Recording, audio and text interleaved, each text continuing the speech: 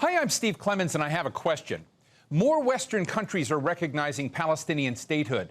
But what does that recognition actually mean? Let's get to the bottom line.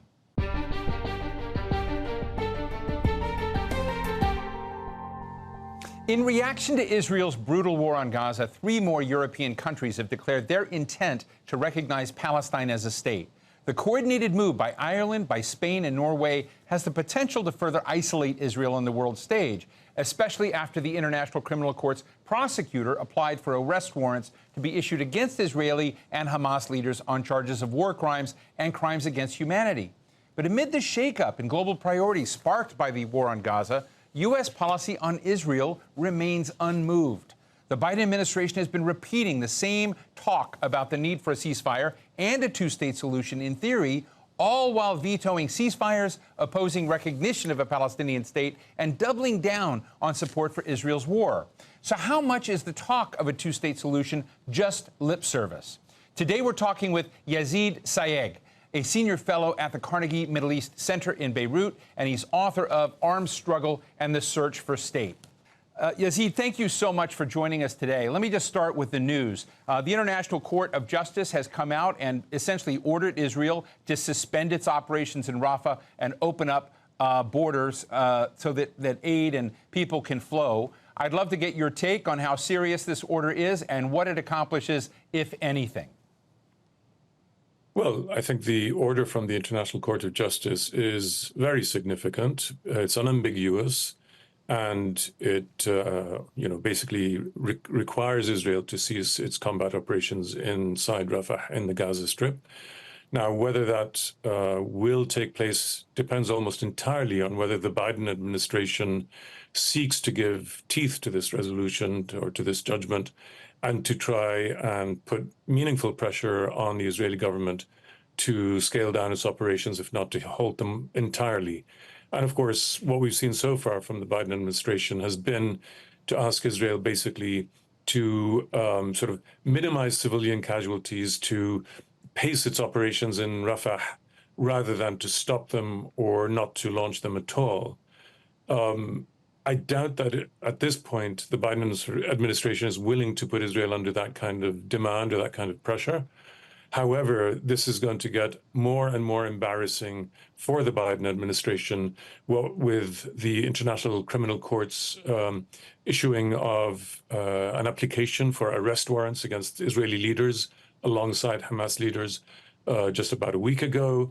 The ICJ's previous ruling earlier this year requiring Israel to demonstrate within 1 month the measures it's taking to reduce and minimize the civilian loss of life in Gaza, which my understanding is hasn't happened.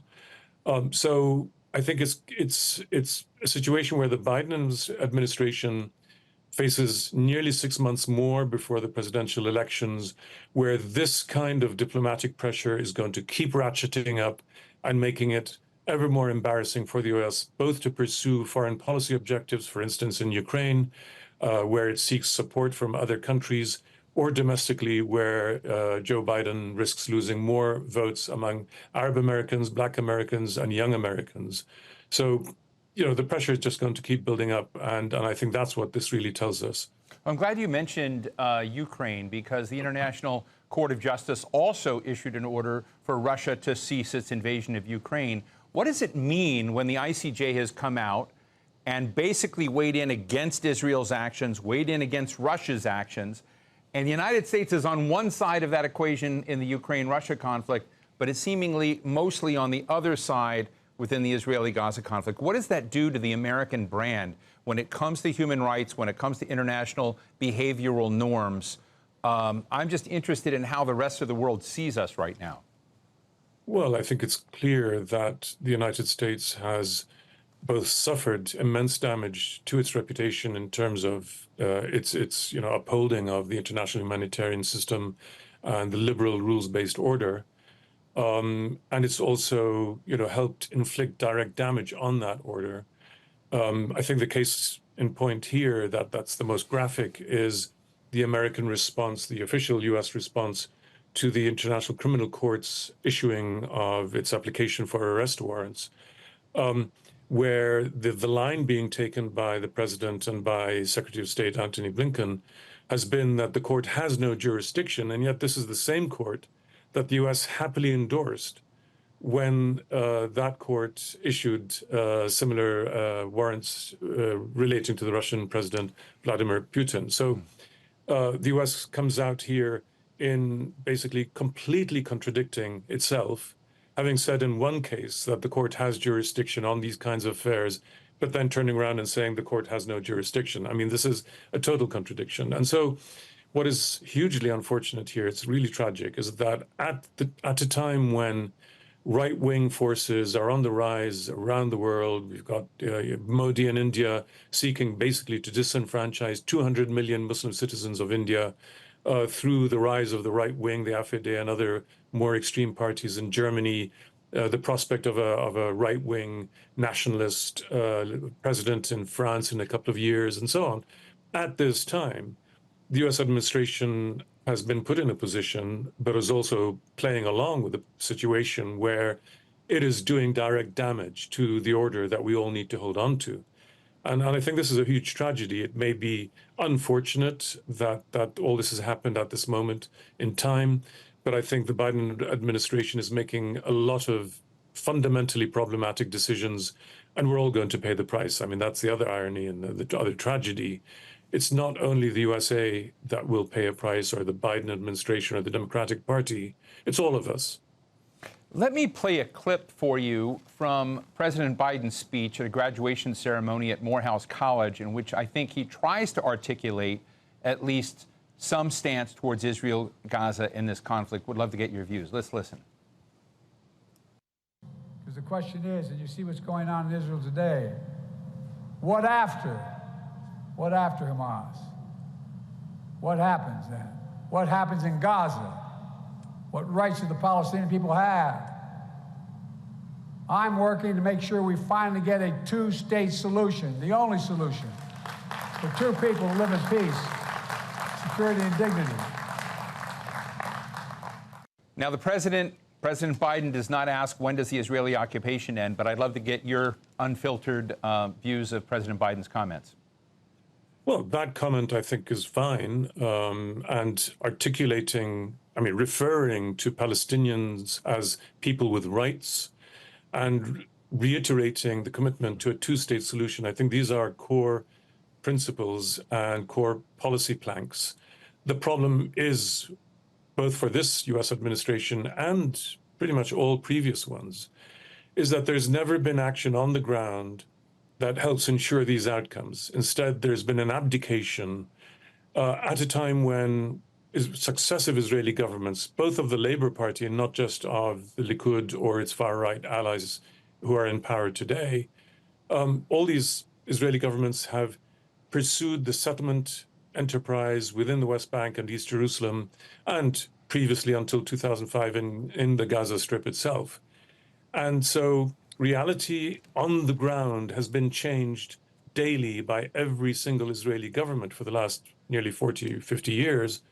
And every U.S. administration in that period, whether Republican or Democrat, has failed to force Israel to negotiate on the basis of the status quo. The status quo has been changed daily. So I'm referring to that long history simply to say that for President Biden to come back and reiterate broad principles, it's sort of motherhood and apple pie.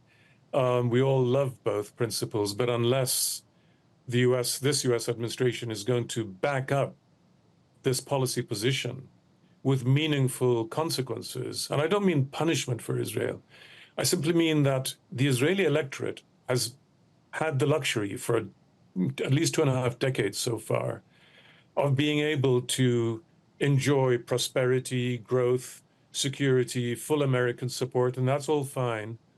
But to do so and at the same time colonize more and more land that is supposedly going to be part of a future Palestinian state that President Biden says he wants to see come into being.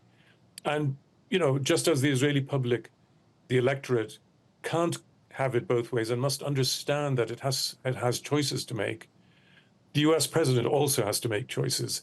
And he can't go on selling us, beautiful words with no prospect of achieving them. So I'd like to sort of take this to something further. We've heard in recent days from Secretary of State Blinken, from various Western diplomats, Arab diplomats, and others, that this U.S. administration is discussing with its allies and friends, including in the region, the deployment of an Arab or international peacekeeping force to Gaza and to form an interim administration there until an acceptable Palestinian entity can take over governing daily life in the Gaza Strip. Now, just think of that.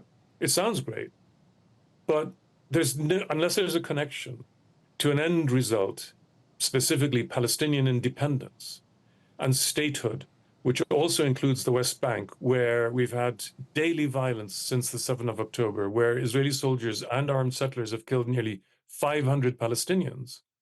Unless Biden presents his sort of end goal, his vision that says a Palestinian state in the West Bank and in Gaza, this has to come into being through the following means, within the following time frame, then all this is pious words that sound good, that maybe he's sincere about, but without a concrete roadmap, then what he's doing is setting the stage for future violence, because any peacekeeping troops he sends into Gaza are dealing with a population that has been brutalized, abused, whoever by, and with no hope of independence and sovereignty, then they are going to turn on those peacekeepers, just as they've turned on Israeli occupation forces in the West Bank.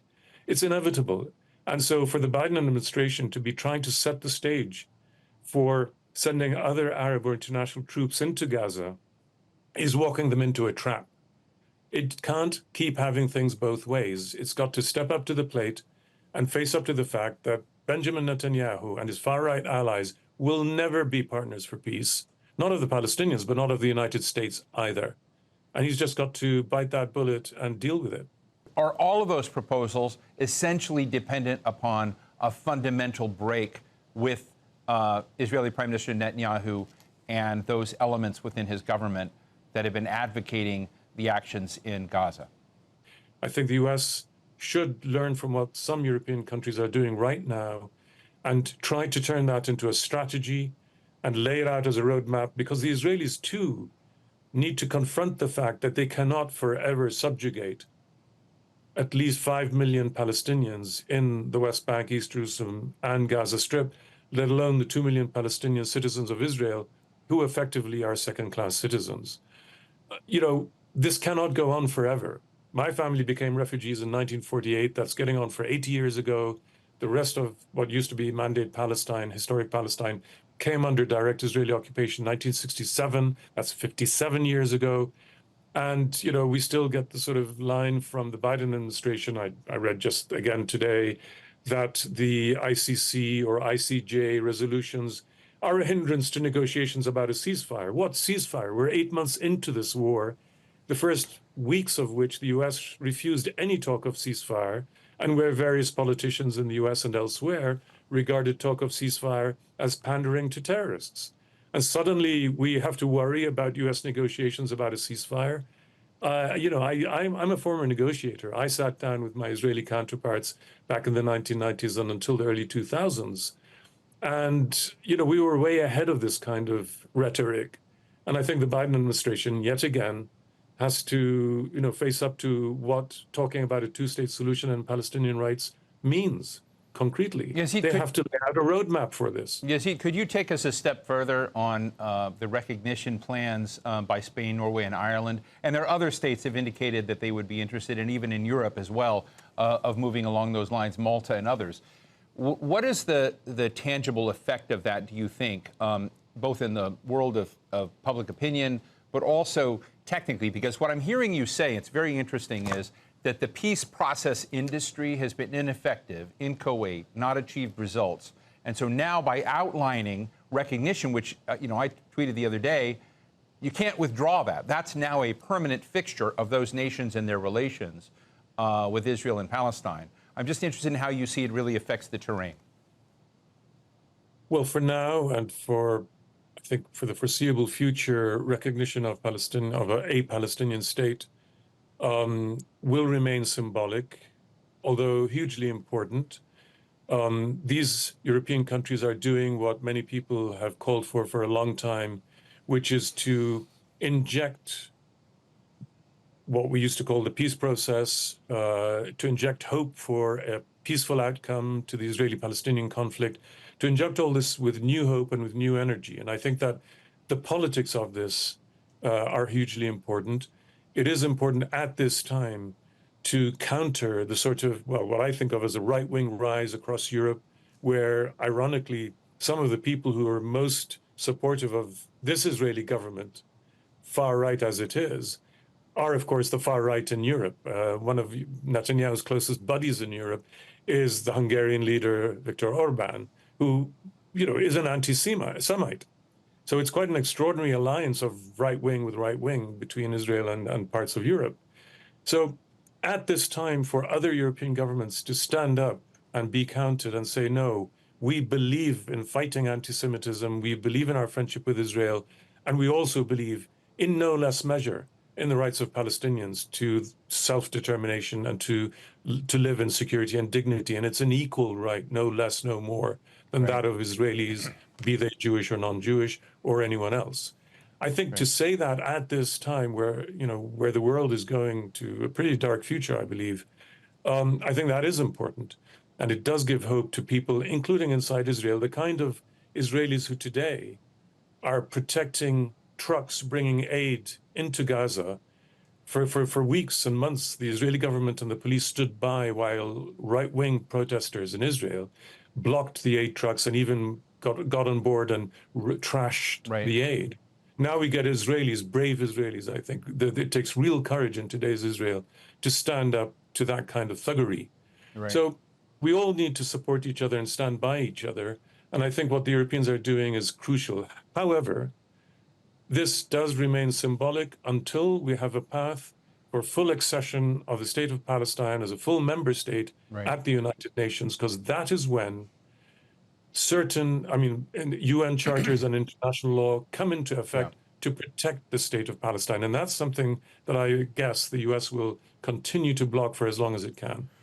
Let me ask you a question about the internal Palestinian situation. Last week, Daniel Levy was on this show, and he talked about the internal tensions now inside among Jews, both Israel and the U.S., over how to frame this and big generational divides. We've heard Mahmoud Abbas, the Palestine Authority president in Bahrain, criticize Hamas, and we have others that have basically have division. I'm just sort of interested in whether or not there's an internal debate among Palestinian nationalists, essentially, and how you think that will play out. Well, I feel that there isn't enough debate among Palestinians that I'm aware of. There's a tendency to say, now's not the time, the bombs are falling, our people are dying, now's not the time for us to sit there pontificating outside. I personally disagree with that approach. You mentioned the history I wrote at the opening of this program. You referred to the book I wrote, which is a history of the whole PLO and the armed struggle from the early days after 1948 and the mass expulsion of Palestinians from their homes, right until the Oslo Accords of 1993. And so I speak with a lot of grasp of that long, long history. And so, in my view, firstly, Palestinians have never benefited whenever they've tried to avoid having these tough, difficult debates about their strategy, both from a political perspective and from an ethical one.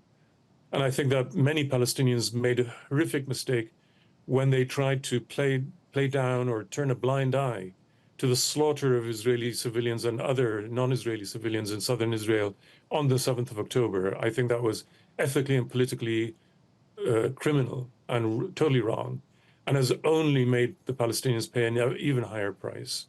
That said, I think also, however, that what the Palestinian intellectuals you referred to, what I think hasn't yet come through, in my view anyway, is that Hamas in effect, dealt a death blow to what was left of the old-style Palestinian national movement, of which Mahmoud Abbas, the Palestinian Authority president, is the leading example, his Fatah nationalist movement that's dominant in the West Bank, and pretty much all the other factions that grew up within the so-called armed struggle. All of these factions, including Hamas, they're basically past their sell-by date. And Hamas, although it looks like it was on the up with the 7th of October, it demonstrated its ability to fight, it's still there on the ground fighting.